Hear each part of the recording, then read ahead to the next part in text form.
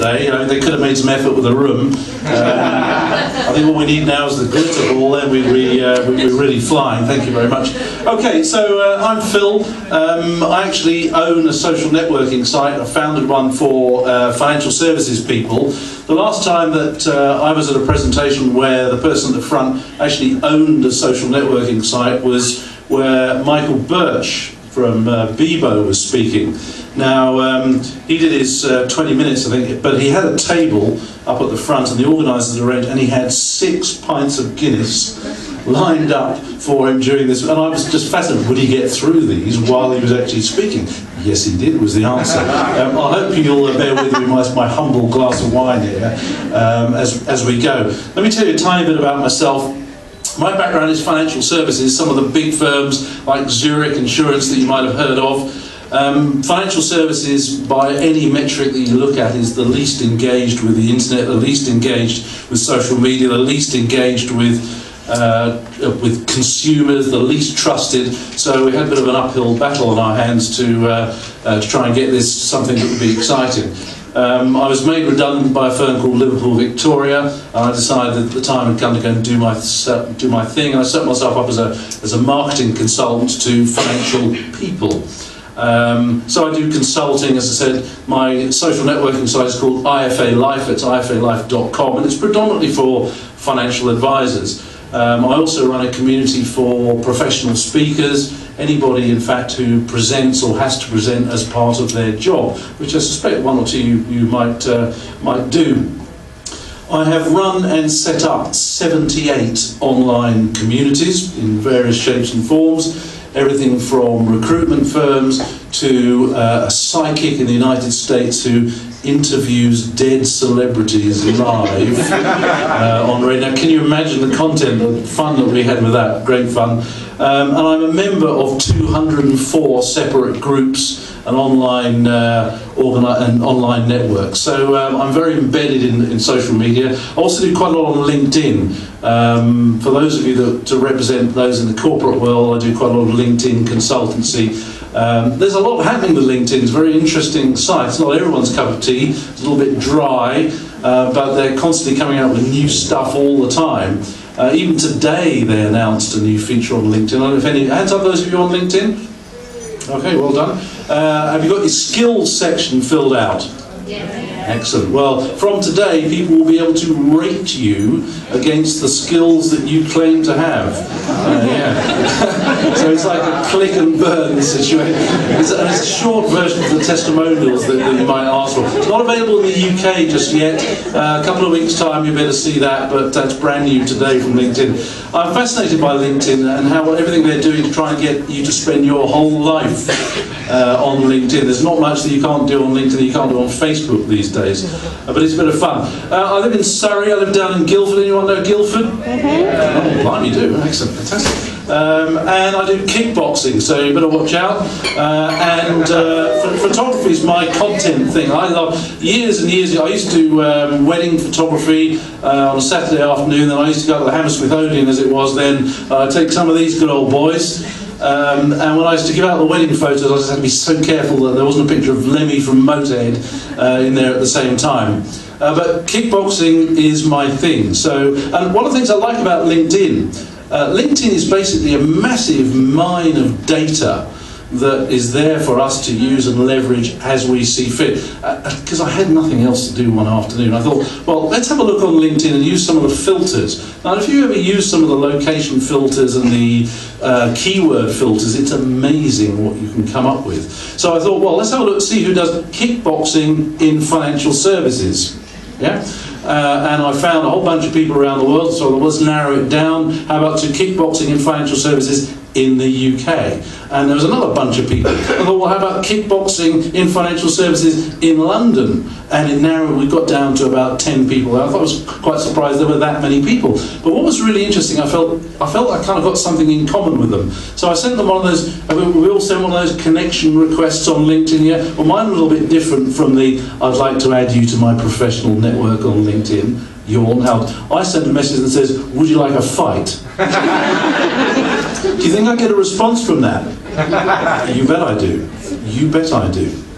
And there, ladies and gentlemen, is one of my first sort of thoughts on content creation as we move forward. I firmly believe that as we move forward and as the internet gets more sophisticated and social media becomes more sophisticated, we can focus our attention on not just niches, but micro niches. And we need to be thinking about how just individual words and individual pictures can grab the attention of someone who suddenly thinks they've got something in common with you. And if you're representing a brand or something, they'll then buy anything that you happen to offer them, because you've connected with them on very, very much a personal level. And I think this is very much the future of content, certainly on the internet, is micro-niching the content that you create. And you only need 4 or 5 people to have something in common with maybe one word that you might have used in your blog or whatever it is that you've put up there to connect with them. And this connecting is absolutely everything. Okay, but having said that, this whole social media, you know, the pressure from all directions, we've got to get great content, it's all about value, it's all about engaging, there's a lot of stress out there. How on earth do we do this? Now, you may not know this, I'm quite close to Google, who are based up in Victoria, and they were telling me they've been doing some very interesting work on how stressed content creators and bloggers are to come up with constant new material that is going to engage with. Does anybody ever feel that kind of pressure that you've got to get? There's a few hands going on there. Pressure is there. Now, I know writing is one of those things. I've written 2 books, and I found that, you know, anyone can write the first page of a book, but can you get onto the second page? And can you do the 3rd, and the 50th, and the 90th, and the 150th? And it's one of those things that it's like a habit. Once you start, you really start getting going. But there is a lot of stress amongst content creators. Now, you may not know this, but Google takes this very seriously, and they're actually doing, I can only describe them as experiments, but they have a control group of in a circle on Google+, where they are measuring the degree to which content creators and bloggers are stressed, and how that affects the quality of the work that they put out there onto whatever social platform that you're using. And they have this control group of people, and as I said, I can only describe them as experiments. And one of the experiments they're doing is they're showing people pictures of animals and just pictures to gauge their response to them. Now, I say animals because, you know, we all respond very, very well to the cute kitten on Facebook. How many of us seen cute kittens on Facebook? Cute dogs, cute, you know, they're all there. You know? But we love them. We kind of can't resist them. And I think there's another lesson. It's great content. It connects with people on a human level. Now, I've managed to get hold of one of the pictures that Google are using with this control group. And they've got a picture of a couple of dolphins side by side. And I don't know about you, that one dolphin looks much like another. But apparently what the psychologists are saying is, if you can see more than a dozen or so differences between these 2 dolphins that they've got in this picture, you're quite stressed. Okay? Now, I've managed to get hold of this picture. Okay, I'm going to show it to you in a minute. And I'm not going to embarrass anybody. I know this, that I'm not going to ask you to put your hand up if you feel so. But basically, I'm going to put the picture on the screen, and if you can count more than a dozen differences between the 2 dolphins, head for the bar, basically. Okay, chill out, go on holiday, and all the rest of it. Okay, so let's just, as I said, I'm not going to embarrass. I'm not going to ask you to put your hand up, but you know, you'll know for yourself. And I'll guess that the door's open. Those of you who head that way, you're the stressed ones, and we'll look after you then. Okay, so let's have a look.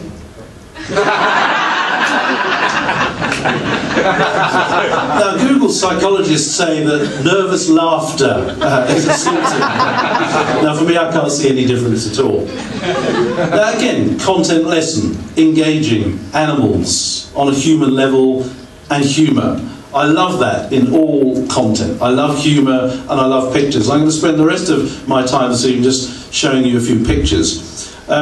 Many businesses do feel threatened by the internet, particularly in financial services. They just don't know what to do. They don't know quite how to handle it. I know that in terms of financial advisors, 25% of financial advisors still don't have a website, let alone use social media. And they've got all kind of reasons for doing that. And they say, well, you know, the internet isn't going to work, social media doesn't really work in a highly regulated, compliance-led professional business, and that's their kind of feel around it. And which kind of tells me they haven't quite got the engagement bit yet. It's still post and hope. post and advertise and hope that stuff comes back. And you know, you've got to look at other professionals. I mean, do you think the medical profession feels under threat from the internet? You talk to any doctor these days and they'll tell you the number of people who turn up for their for an appointment with a sheaf of papers under their arm that they've printed off. Doctor, I've got a pain here, and I've had a pain here for the last 10 days. I've been on Google, right, and I think I've got this. Now, apparently, doctors play along with this. For a variety of reasons they play along with it. The doctor says, oh, that's really interesting. So how do you think we should treat that? Well, I've looked that up too. And I think, of course, whatever, you know. Now, you've got to think, do you think doctors feel under threat from that? Doctors will say, not a bit of it. They actually feel that this is really great news, that us lot in this room, we do care about our health, and given access to information, content, we can self-diagnose to a certain degree. Now, I can't see a point where self-diagnosis and the internet is going to replace doctors. Can you? I don't think so. Most of us will go, with the doctors will say, well, you know, I hear what you say, and they say about 50% of the time they got the diagnosis right. But they got the treatment way off, right? And they go, well, now listen to me here. They go, you know, given all those exams that I took all those years and this experience that I have up here, and given that I know your medical records and I know how you respond to various treatments, I don't think we'll go with Google's or whatever site it was. I think we'll go with this course of treatment. How do you feel about that? The answer, oh yes, I think that's great. So what we're getting is a situation where people are using the internet to go a certain way down the route to do various things that they need to do, but they'll always need the sign-off of the professional at the end of the day. So there are businesses that feel under threat, but I think it's more through lack of knowledge on how it works. Something else I've been looking at in terms of content out there, one of the things we tend to suffer from with content, in the need to get content out there, we run the risk of telling people stuff that we can already quite plainly see for ourselves.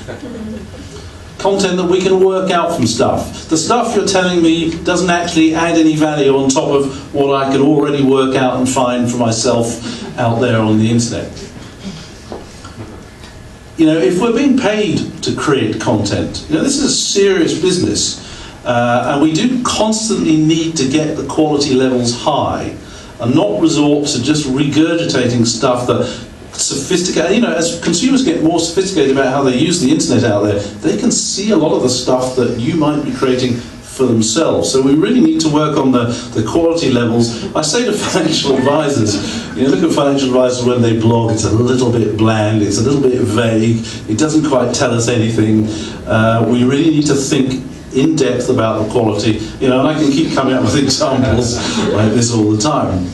I also think with content, we increasingly need to really work hard on our titles, you know, never mind the bulk of the content, what's written at the top. I still think, and I was really interested by the example you gave about the page 3 example, it is still the case that one of the most important people, if not the most important people at the Sun newspaper, has got to be the person who writes their headlines. That's what draws us in. And if content on the internet is increasingly getting more and more condensed into shorter and shorter number of characters, albeit 140, we really have got to work extremely hard on getting the attention of people. I don't know if any of you are old enough to remember this fine title, the Sunday Sport. I don't know if the Sunday Sport even exists. But this was a title that has now gone down legendary, is a legendary title. London bus found on the moon, World War II. This kind of stuff, it gets people's attention. If you're really interested in great titles, I'm sure if you Google it and you search for Sunday Sport titles, you will find some amazing stuff. Now, joking apart, one of the things I quite enjoy doing, and please forgive me for this, and it's difficult to admit it in public, I quite enjoy going through my spam that I receive in my email. The titles are, we can learn an awful lot as content creators from the title of the emails you get in your spam. Just have a look next time you have a dig in there and be amazed at some of the quality stuff that people put in there. I don't know if you can read this one at the back, but stuff catches your eye. And stuff catches your eye. This was fairly recent. This was a hoax, obviously, this one. But you heard about the problem with Barclays Bank. And I thought this was just a lovely bit of content. It caught everyone's eye, shared multi-million times all over the place, but quality stuff that catches your eye. Now what you're beginning to pick up, hopefully, is the theme here, is that what I really enjoy is a combination of great copywriting and great visuals as well. No wonder Instagram is very popular, to put it mildly. No wonder Pinterest is very popular, to put it mildly. Pictures, images, great titles. Something else I find works quite well in the communities that I manage are simple stuff like caption competitions, literally based around content. It's short, it's sweet, but in terms of engagement levels, it's many 100% higher than just pure written content. And here are just one or two captions, things that I've used. And again, there are all sorts of websites you can find out there where you can find pictures that have been used for caption competitions. And I'm sure right now you're thinking up captions for this one picture alone. I found hugely engaging on a variety of sites to get people. And you can run competitions and so on and so forth. This one as well. This works in any industry as to come up with a caption, come up with some content for that. We don't want to go there, but let's move on. So visual stuff, I think, is really powerful. And as I said, I don't think it's any coincidence that Pinterest has become so popular so quickly. And I don't think it's any coincidence that Instagram has become so popular. I've also noticed, do any of you have a company page on LinkedIn? Okay, well, company pages on LinkedIn, I think this is going to be one of the most exciting developments LinkedIn ever have, is that you can do company status updates now. And I've found time and time again, and none of this 140 character nonsense you can have, I think 500 you can have, so we can really just blurt it all out. But if you're one of these people that just posts links to somewhere else, and I really would recommend you don't do that, but if you put links to somewhere else, always try and make sure the link goes to somewhere else that's got some really great pictures on it. I've found that the engagement levels with your company status update on LinkedIn are between 500 and 700% higher than they are with just plain text or even a great title. Get some visuals in there all the time.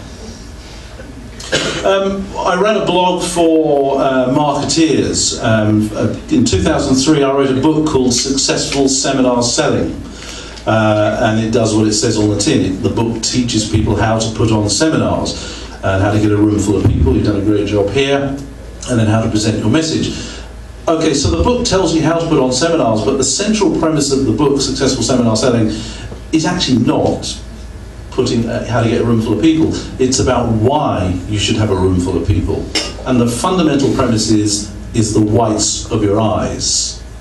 So if you were a business that was putting on a seminar to sell something, whatever it is that you happen to be selling, got a room full of people, yes, there are obvious advantages like bulk prospects, it's very cost effective, all that good stuff. In actual fact, what it's really is about is enabling your prospects to see the whites of your eyes, to see you, to get a sense of who you are, a sense of what you're about, a sense of your credibility, a sense of your expertise, a sense of your professionalism. People by people, yeah, we've all heard that one before. And that, to me, is what social media is all about. This is live marketing as well. And we came up with a variety of different businesses that are using clever live marketing for people to get a sense of what that business is about. And I thought it's quite a nice little example there for nail-biting fluid.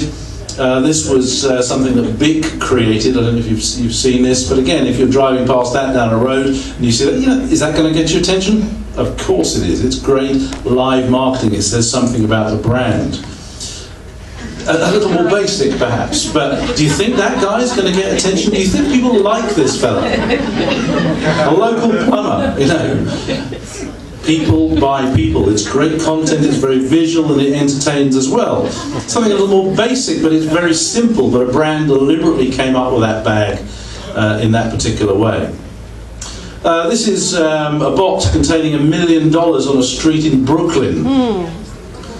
And the box, the glass is made by 3M, they make glass. they know about glass. And they invited, through Twitter and through Facebook and a variety of social platforms, the good people of Brooklyn to come along and attempt to remove. If you could get the money out, it was yours. $1 million. And the good people of Brooklyn turned up with club hammers, drills, you name it, everything short of pyrotechnics. They came along the time, they couldn't get it out.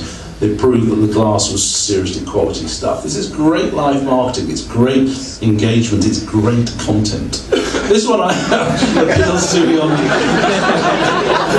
It appeals on all sorts of levels, doesn't it? I think it's lovely stuff, this one. And probably where you're sitting, you can only see a bit of that, but if you get a bit closer, you can see it says a little bit more. But do you think that's going to get your attention? You could argue in a wrong way, but it's content nevertheless. And this one now, just good creative stuff here as well. So you see how this stuff's not only entertaining, it's engaging as well. It makes you think as well. And frankly, I just love this sort of stuff. I want to continue on the people by people thing, because I think with social media, and I think Emma was absolutely spot on. You know, this is about people. It's one of the reasons that huge brands have struggled a little bit with social media, because with big brands, the whole idea is that you buy into the brand values, what it stands for, its reputation. And many big brands are thinking, blimey, who on earth do we dare hand the keys to the Twitter account to? Who do we dare let loose to represent our brand online?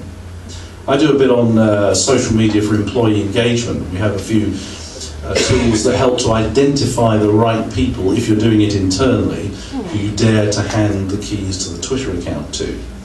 And brands know that people can get them into trouble. BP, we all know about BP and what happened to them out in the Gulf of the leak. You know, the best one in the world, BP is a global phenomenon in terms of brands. It is a brand with a great reputation, whatever way you look at it. They're big, they have a great reputation, but it took just one person, an individual, to make them look stupid. Guess who? The CEO. So brands are naturally a little nervous. So, you know, how do we use this? Now, I know a guy called Thomas Power. Now, Thomas Power, any of you watch The Apprentice? Well, he was actually Alan Sugar's first ever real apprentice. Alan Sugar was really much more of a sales guy, still is very much a sales guy. And you know Nick Hewer, you see him on The Apprentice, always sits next to him. Well, Nick kind of convinced Alan that they needed to have a marketing effort in their firm. And they hired this guy called Thomas Power. Now, Thomas Power also was co-founder of the first ever, we think, the first ever business social networking site called eCademy.com. Any of you on eCademy? Okay, one or two there. Now, eCademy's been around 14, 15 years, so long before any of the big social media names that we know.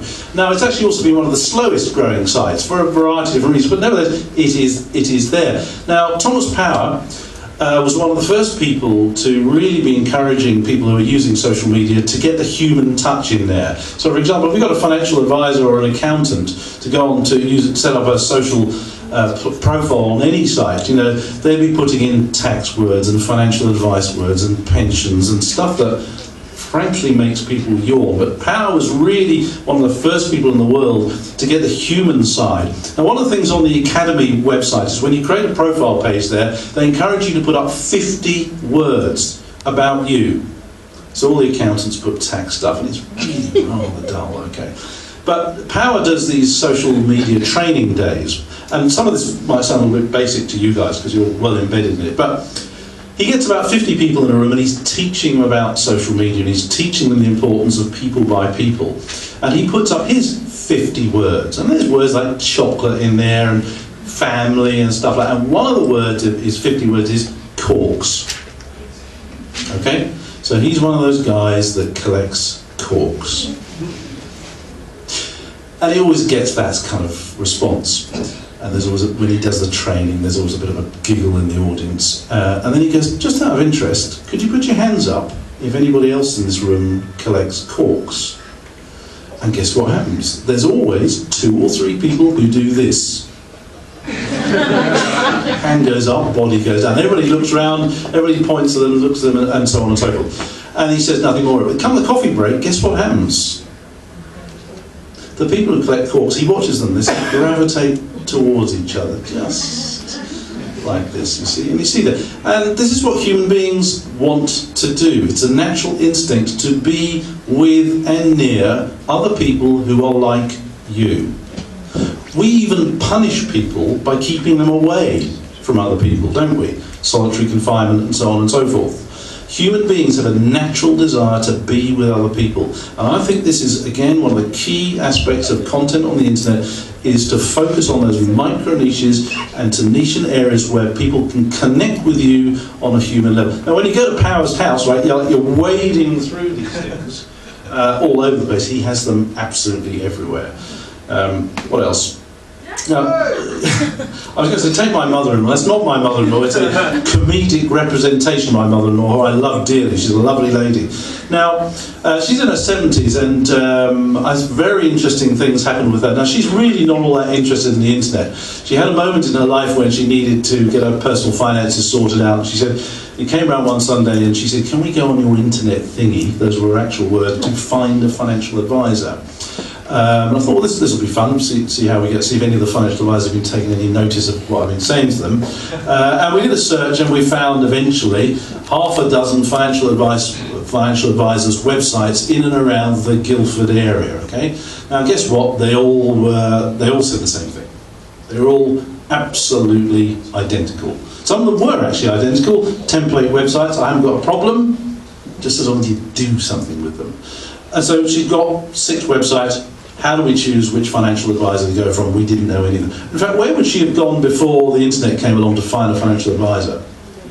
Yeah, newspaper, Yellow Pages. Does anyone use that anymore? Of course they don't. But even though she's not into the internet, she still knows that's where they go. And I think this is really important, that it is wrong to suggest that everybody is on the internet. Not yet they are. There are still millions and millions of people, your clients out there, their customers are not yet on the internet. We need to just bear that in mind, but they still know the internet is where you go to find great stuff, okay? So we've got 6 identical websites. How does she choose it? And she goes, I want that one. And I said, why did you choose it? I like the look of him. And we're talking about her personal finances here. And she's choosing, and this happens all the time, every day. People choose financial professionals, lawyers, doctors. I like the look of him or her. It's a human thing we do. Now, one of the things I found was really interesting, every other financial advisor on the internet, their About Us page says, Jones & Co. were established in the Guildford area or wherever, or the Reading area, for the last 150 years, were specialists in pensions and investment. Yawn, yawn, yawn. And at the bottom it says, John is married to Sue, they've got 2 dogs, and they like holidays in Spain. Which do you think is the most interesting bit of that page? The bottom bit. And what our friend, the one she'd chosen, had done was that he completely got rid of all the boring work stuff, and he'd really gone to town on the personal stuff. We didn't just know that John was married to Sue, we knew where they met, how old they were when they met, what degree course they were doing, what university they were both at the same time. Not that they got 2 dogs, but the dogs' names were Rosie and Jim. What breed they were, what awards they won. Not they just like holidays in Spain, but where they like to go with Google Maps, recommendations of B&Bs, and so on and so forth. She'd engaged and connected with this guy on a human level. Another day she comes round. Now, my mother-in-law likes text messaging, okay? She's got quite an old Nokia. She just loves text. Unfortunately, none of us can understand a word of anything she ever says because he's got the predictive messaging stuck on, right? And I said, for goodness sake, you've got to get this sorted out. No one understands a word of the stuff he's sending out. So she comes around one Sunday afternoon and I go, yeah, I'll sort it. I like to think I know my way around the smartphones and my gadgets. After 30 minutes of going through in order, every permutation of every option on this phone, I still can't work out how to turn off the predictive text messaging on. And it's my 9-year-old daughter who goes, duh, like we do, go on YouTube. And I thought, why didn't I think of that before? And of course, there were 5 videos on YouTube on precisely how to turn off the predictive text messaging on this mobile phone. And then I suddenly realised, no wonder YouTube's the 2nd most popular search engine out there. No wonder. It's a bit like the seminar selling thing. We don't just want data coming up from Google supercomputer somewhere. We want real people giving us real insights. And we tend to feel that we can trust real insights from other people. My wife and I were going on holiday to southern Spain a couple of years ago. We booked the flight, we booked a house that we were going to rent, and about a week before we went, we get a phone call from the owners saying there's forest fires down there, the house has been burned down, you ain't going on holiday. I go onto Google, try and find any holiday homes, none available, but then I go onto Facebook, I went onto my own site, I went onto LinkedIn, anybody by any chance got a holiday home available next week? 5 people said, mine's available, away you go. And I thought this was interesting. It was the human beings at the end of the day that told me, not Google's supercomputer. And I think YouTube will increasingly dominate content as we move forward in terms of search results. Human-based around people is even more powerful. I don't know if any of you saw Gawker yesterday. Romney out there doing his thing. Can't work out why plain windows won't open. I mean, this has just been shared over and over. And I know it's politics, and I love people love to focus in on the slightest mistakes that politicians make out there. But this is content at its absolute finest, based around humour, based around people, and highly shareable and highly entertaining at the same time. You probably can't read it. Anybody read that? He said, when you have a fire in an aircraft, there's no place to go. Exactly, and you can't find oxygen from outside the aircraft to get in the aircraft because the windows don't open. I don't know why they don't do that. It's a real problem, so it's very dangerous. Quality content, absolutely. Love it. A couple of months ago, I'm up in town here, and I get a text from my wife saying something bad's happened. Something about the kids or something like that. And I said, what is it? What is it? She said, I think I've put my Kindle in the washing machine. As you do. And I go through this questioning thing, how did that happen? And sure enough, and she said, I don't know if it's in there for certain, I just can't find it, but I can hear a clonking noise coming from the washing machine. Then she gets, I suppose, about 40 minutes later, yes, it was in there. And so I put this on Facebook, and it was shared multiple times. Comments like "No more dirty books, Phil," and stuff like this. But again, humour based around real people, real incidents. You get a great image out of it as well. It works absolutely every time. Let's have a quick look at LinkedIn. I don't know if anybody's seen this fella's profile. There's a guy called Art Flater. Just out of interest, do we like this fella? Yeah, it's not interesting. We don't know anything about him, but people are nodding. He's got a nice smile. I mean, what does this tell you straight away about content and about people? Now let's have a look at some points from his LinkedIn profile, shall we?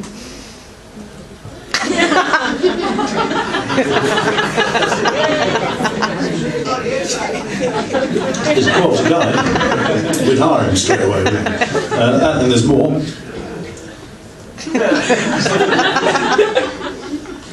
Well, I think this is absolutely lovely, and this is exactly the opposite to how we feel a great LinkedIn profile should be. We tend to take LinkedIn very seriously. We even put a tie on sometimes when we're going on LinkedIn. And I have this campaign to make LinkedIn more fun, and people like this are really helping me to do this. Now, this guy runs an office supplies firm out in Milwaukee.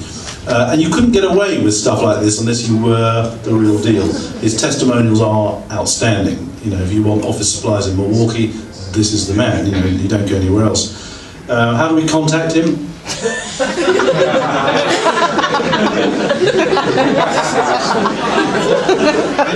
His skills section. If you didn't like him before, do you like him now? One of the things I always like about LinkedIn is getting proper engagement. I don't know how many of you check out the who's looked at your profile bit. But one of the things when I'm doing courses with people is just try so hard to get people to actually send somebody, if someone's looked at your profile, send them a message. Thanks for looking at my profile. How hard is that? Was there anything that caught your eye? And you just don't know where it's going to go. This guy had spotted that I'd been looking at his profile, and he sent a note and said, "Dear Mr. Social Media Guru, I guess you're putting a presentation together on how not to set up a LinkedIn profile." And he said, "Next time in Milwaukee, come around, we'll have one of my famous lunches together." And I thought, got a nice dialogue going straight away. Well, what a lovely fellow he is. Now this is something, this is absolutely core to how we run our network in terms of community. So we've got a social network which is essentially financial advisors and financial services people, and we treat it a bit like a fish tank, okay? The members, the users, are the fish in the tank. And on a Monday morning, we feed the fish. And by that what I mean is we send them an email full of tips, links, stuff, resources, help, advice, stuff that financial advisors feed off. Stuff they like, stuff that adds value to their day, stuff they can't do without. They all log in, they eat the food, and off they go again. Some come back 10 times a day. Do you monitor how often people come back to your community after you put some content in? Really important thing you do that. We do it again on the Tuesday. We feed the fish. They all log in, they eat the food, they swim around, they say hello to each other, off they go. We feed them again on the Wednesday. The fish come in, they swim around, they eat the food, and off they go again. Now let's imagine for a moment we forget to feed them on the Thursday. What do you suppose happens? They all still turn up. They come in, looking around for bits that are left over from the day before, say hello to each other, off they go again, because they've come to associate our tank with where the good stuff is. And let's say we forget to feed them again on a Friday. They still turn up. But something interesting happens. Some of them then bring their own lunch with them, which they share around amongst each other, if you get the analogy. And they start putting their own content in. Once in a while, instead of putting food in the tank, we throw stones into the water. Something a little harder for them to chew on. And by that I mean something that's a little bit more controversial. I'm sure as content creators you are well aware of the power of controversy, but the trick is not to overdo it. So stones in the water create ripples. That in itself attracts people. Some people rise and bubble to the surface because they've got a lot to say for themselves on particular topics. The topic that you were talking about with female comedians, I think, is a great example. Once a month, we chuck a brick into the water.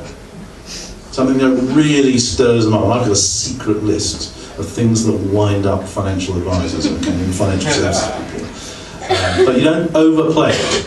So feed them, occasionally give them something a bit more controversial, create some ripples in the community, and then occasionally give them some really hard stuff as well.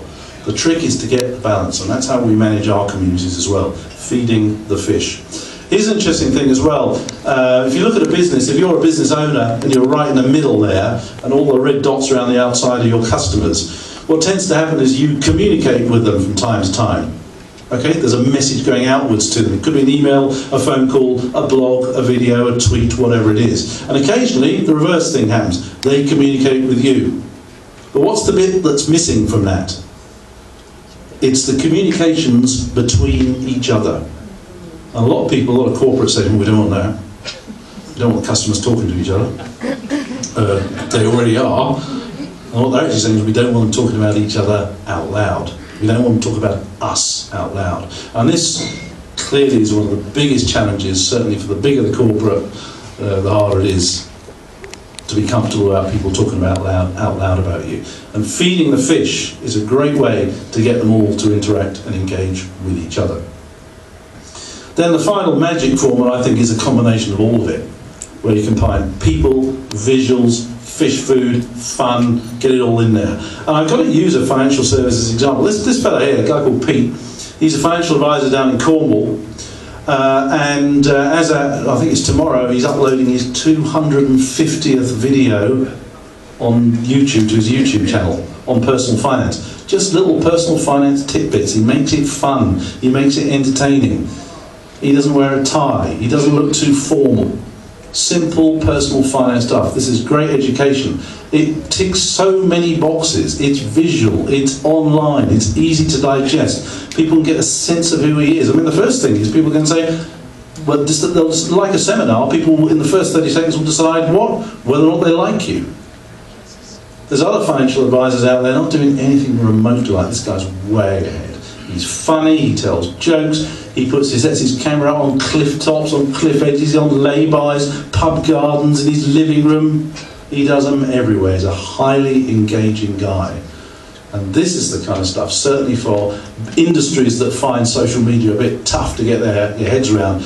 Highly regulated industry like the pharmaceutical world, the legal world, the accounting world, financial advice, the medical profession, they find it quite hard. This adding the human element to content suddenly makes people think, oh, look at you. It's a bit like art, yeah? We all like art. When you watch this guy, although he's a financial advisor, I promise you, you'll like this guy too. That's me. The bar calls. Thank you very much.